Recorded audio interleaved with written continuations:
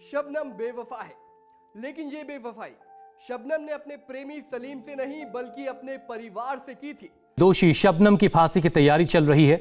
जल्लाद कह रहा है कि शबनम का अपराध माफी लायक नहीं है। अमरोहा मास मर्डर केस 2008 में तुम्हारे पेरेंट्स ने या तुम लोगों ने भी इस केस से रिलेटेड कहीं ना कहीं कभी ना कभी न्यूज में सुना ही होगा। आज की इस वीडियो में हम इस केस से रिलेटेड पूरी डिटेल में बात करने वाले हैं।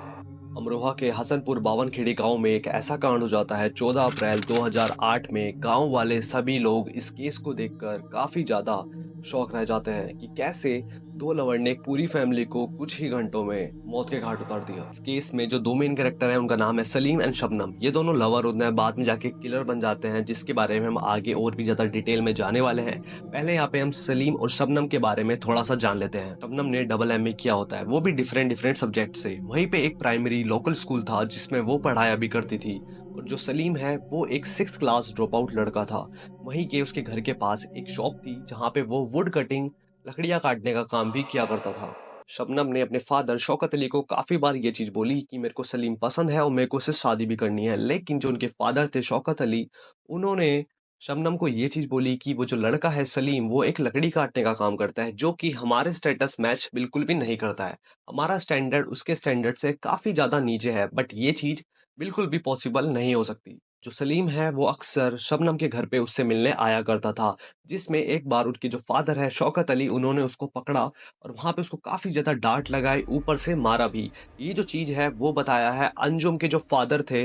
अंजुम बता देता हूँ पहले कौन है। अंजुम शबनम की भाभी थी, जिनके जो फादर है उन्होंने इस चीज को बताया कि वो काफी बार मिलने भी आया करता था शबनम से, जिसकी वजह से जो उसके फादर थे वो काफी ज्यादा शबनम से नाराज रहते थे इस चीज को लेकर, और वहां पे उन्होंने उस लड़के पे मार भी लगाया था। शबनम और सलीम के बीच में काफी सारे प्लान्स बन रहे थे कि कैसे हम एक मास मर्डर को अंजाम देंगे, उसके बाद जो वो पूरा प्रॉपर्टी है वो हमारे पास आ जाएगा और हम अपनी जो पूरी जिंदगी है वो अच्छे से काटेंगे। लेकिन ऐसा पॉसिबल होता ही नहीं है। सलीम अक्सर उस गांव के काफी सारे मेडिकल स्टोर, फार्मेसी स्टोर्स पे देखा गया था, जहां पे जाके वो एक मेडिसिन की डिमांड करता था कि मेरे को जो स्लीपिंग वाली टैबलेट्स आती है जिसकी वजह से जल्दी सो जाते हैं, या बेहोश करने वाली दवाइयाँ, वो वहां पे जाके उनसे मांगा करता था। बट जो उस स्टोर के ओनर्स होते हैं वो उसको साफ मना कर देते हैं कि हम बिना किसी भी डॉक्टर के प्रिस्क्रिप्शन के तुमको ये दवाइयाँ नहीं दे सकते हैं। फिर आता है 14 अप्रैल 2008। वो एक इंसान को पकड़ता है जो कि फ्रूट सेलर होता है, उसको वो कुछ पैसे देता है और बोलता है कि मेरे को ये जो मेडिसिन है वो इस मेडिकल स्टोर से जाके ला दीजिए, और वो इस काम को अंजाम देने में सफल हो जाता है। बेसिकली जो फ्रूट सेलर होता है वो जाता है और उसको दवाइयाँ लाके दे देता है। फिर वो जो दवाइयाँ होती है वो दे देता है उसी दिन शबनम को। 14 अप्रैल की रात को शबनम ने दूध में वो सारी मेडिसिन मिलाई, जिस वजह से जो उनकी पूरी फैमिली थी, उस फैमिली की जो 6 मेंबर्स थे, उन्होंने वो ड्रिंक पी। उसके बाद वो कुछ ही घंटों में बेहोश हो गए। बाद में शबनम ने अपने बॉयफ्रेंड को कॉल किया जो कि था सलीम। वो कुछ ही घंटों में उसके घर पहुंच जाता है एक कुल्हाड़ी लेकर। शबनम ने अपने ही फैमिली के 6 मेंबर्स के जो वो बॉडीज थी उनके सर पकड़े और सलीम ने उसी कुल्हाड़ी से उनकी गर्दनें अलग कर दी। ये बताते हुए मेरे को इतना ज्यादा बुरा लग रहा है, अजीब लग रहा है कि ऐसे कैसे कर सकते हैं लोग ये सारी चीजों को देखते हुए कि अगर फैमिली बुरा नहीं मान रही, मतलब कि नहीं मान रही तुम्हारी एक मैरिज के लिए, तो तुम ये चीजें करना बिल्कुल भी सही है ही नहीं। और इसी वजह से जो ये शबनम है वो इंडिया की पहली वुमेन बन जाती है जिसको मौत की सजा सुनाई गई थी। उसके बाद जो सलीम होता है वो ये सारा काम करने के बावजूद उस कुल्हाड़ी को जो वो खून से सनी हुई थी वो पास के ही एक तालाब में फेंक देता है, जो कि बाद में जाके पुलिस को मिल भी जाती है। बाद में जब ये सारा चीज हो जाती है, शबनम जाके बेड पे लेट जाती है, एक ऐसे एक्टिंग करती है कि शायद से घर में कोई आया था जिस वजह से ये सारी चीजें हुई थी, बट मेरे को इस केस से रिलेटेड कुछ नहीं पता। लेकिन वहां पे एक 10 साल का जब वो देखती है कि ये तो यहाँ पे बच गया, वो दोबारा सलीम को फोन करती है कि जल्दी से यहाँ पे आओ, यहाँ पे एक और बच चुका है, ऐसे करके, जो कि उसका भतीजा लगता था। उसके बावजूद सलीम उसको मना कर देता है कि मैं अब नहीं आने वाला हूँ। फिर बाद में जो शबनम होती है वो उस बच्चे का गला घोटकर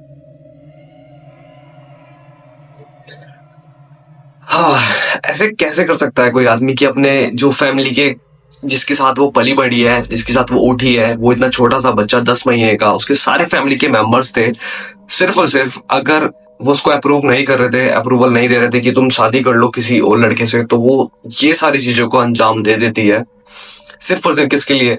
पैसों के लिए और उस लड़के से शादी करने के लिए। उस फैमिली के जो 7 मेंबर्स थे जिनके साथ ये सारी चीजें हुई, उनके बारे में आपको मैं थोड़ा सा बता देता हूँ। जो शबनम के फादर थे शौकत अली, उनकी जो मदर थी उनका नाम था हाशमी, उसका जो एल्डर ब्रदर था उसका नाम था अनीश, और जो उनकी सिस्टर इन लॉ थी उसका नाम था अंजू। राशिद शबनम का यंगर ब्रदर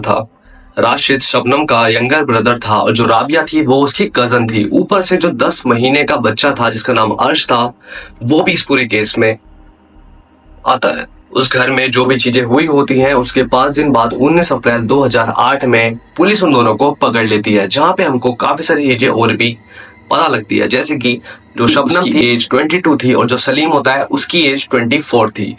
ये सारी चीजें तो थी ही, बट इसमें और चीजें सामने निकल के आती हैं, जैसे कि जो शबनम थी वो 7 वीक से प्रेग्नेंट थी। ऊपर से घर वालों की नामंजूरी होने के कारण शादी के लिए, ऊपर से ये चीजें भी पता लगने के बाद कि जो शबनम थी वहां प्रेग्नेंट थी, उसने घर में कुछ भी चीजें ऐसी बिल्कुल नहीं बताई थी। इसके डर में उन्होंने एक मास मर्डर प्लान किया, जिसमें वो सक्षम भी हो जाते हैं। पुलिस ने जब शबनम के घर जाके और भी इन्वेस्टिगेशंस की, तब उनको वहां पे काफी सारे और एविडेंस मिलते हैं, जैसे कि जो एक मेडिसिन था उसका रेफर मिलता है। पास ही में एक तालाब था जिसके अंदर से खून से सनी हुई कुल्हाड़ी उनको देखने के लिए वहां पे मिलती है। जब शबनम से इस चीजों के बारे में पूछा गया, तब उसने अपने स्टेटमेंट में बताते हुए ये बोला कि घर में कुछ पीछे वाली दीवार से गुंडे अंदर आए और उन्होंने ये सारी चीजें की। जब मैं ऊपर छत पे हवा खाने के लिए घूम रही थी, तब मैं नीचे आई, तब वहां पे जो उनके ऊपर ब्लैंकेट्स थे उन बॉडीज के ऊपर, वो मैंने उघाड़ा, तब मेरे को ये सारी चीजें दिखाई दी। जब पुलिस ने उससे पूछा कि वो जो गुंडे अंदर आए थे वो किस रास्ते से बाहर गए, तब वो बता दिया कि वो नॉर्मली जीने के थ्रू गए। लेकिन जब पुलिस वालों ने वहां पे चीजें देखी, तब उनको साफ पता चलाता है कि ये सारी बातें बनाई हुई हैं, क्योंकि अगर कोई बंदा अंदर से बाहर जाता है तो वो जो गेट था वो वहां पे खुला हुआ था ही नहीं, वो अंदर से पूरा लॉक था। वहां पे कोई भी फिंगरप्रिंट्स या फिर पैर के फुटस्टेप्स या कुछ भी उनको वहां पे देखने के लिए नहीं मिलता है उस घर में। ऊपर से जब वो बताती है कि मैं ऊपर छत पे हवा खाने के लिए गई थी, पीछे से कुछ लोग अंदर घर में घुसे, उस पीछे वाली दीवार पे एक भी पैरों के निशान थे ही नहीं, और घर में इन्वर्टर और सारी चीजें होने के बावजूद उस टाइम पे बिजली भी आ रही थी उस पूरे गांव में।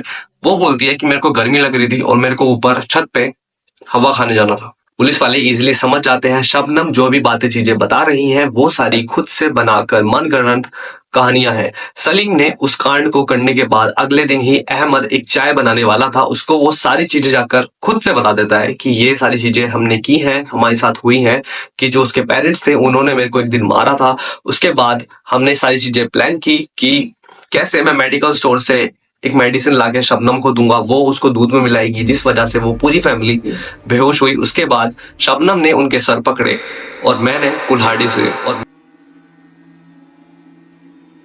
शबनम ने खुद को बचाने के लिए अपने खुद के चाचा चाची को भी फंसाने की कोशिश की कि ये जो भी प्रॉपर्टी के केस में आके इन्होंने ये मेरी फैमिली के साथ किया है। बाद में इन बातों का कुछ भी तुक नहीं निकलता है, ये सारी बातें फेक आती हैं। उसके बाद वो जो है शबनम सलीम के ऊपर शक डालती है कि इसने ये सारी चीजें की है। उसके बाद जो सलीम होता है वो ये चीज बोलता है कि जो शबनम है इसने ड्रिंक की होती है और अपनी पूरी फैमिली को मार देती है। उसके बाद मेरे को कॉल करती है इन जो चीजें हुई हैं उनको हाइड करने के लिए। फिर शबनम ने जेल में रहते हुए सितंबर में एक बच्चे को जन्म दिया। फिर 2010 में आते आते जो उनका डिस्ट्रिक्ट कोर्ट था उन्होंने 7 मर्डर के केस में उन दोनों को मौत की सजा सुनाई। फिर उन्होंने अपील भी की हाई कोर्ट और सुप्रीम कोर्ट से भी। उस छोटे से बच्चे को जो शबनम के चाचा चाची होते हैं वो उसको रखने के लिए अपने पास मना कर देते हैं, और जो दूसरी साइड होता है सलीम का, उनके लिए भी जो उसके पेरेंट्स होते हैं वो मना कर देते हैं कि हम इस बच्चे को नहीं रख सकते। लेकिन बाद में यहाँ पे एक बंदा आता है, एक कपल होता है जो कि उस्मान होता है उनका नाम, वो जूनियर होते हैं शबनम के, वो उस बच्चे को टेक केयर करते हैं, अपने साथ रखते हैं। इस केस से रिलेटेड अगर तुम सभी को और भी डिटेल में जानना है तो वो जाके तुम डिस्क्रिप्शन चेक कर सकते हो। उस बच्चे के इतने सारे इंटरव्यूज़ हैं, इतनी सारी चीज़ें आई हुई हैं, उसके चाचा चाची के इंटरव्यूज़ है, जो कि जाके तुम और भी डिटेल में इन चीज़ों के बारे में देख सकते हो।